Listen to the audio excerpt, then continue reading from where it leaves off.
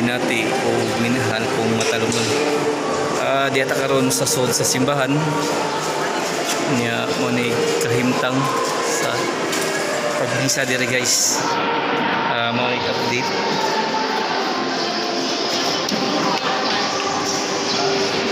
Okay, mo ni sa sod sa simbahan guys. Okay.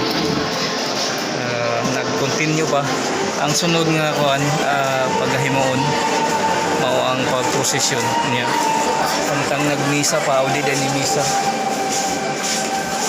Okay, manig update sa simbahan guys. There is sa ato ang lungsod. Okay, mo ni entrance sa simbahan there sa lungsod sa Matalom.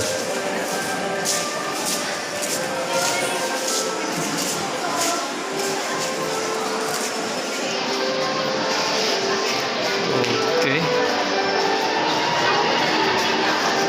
Mao ni ang pagsaulog sa Semana Santa diri sa lungsod sa Matalom. Okay guys. Mao ni event mao ni ang simbahan diri sa lungsod sa Matalom guys. Okay, manikahintang diri sa lungsod sa Matalom, Leyte, Philippines. Okay, Iko PP live diri sa simbahan diri sa lungsod sa Matalom.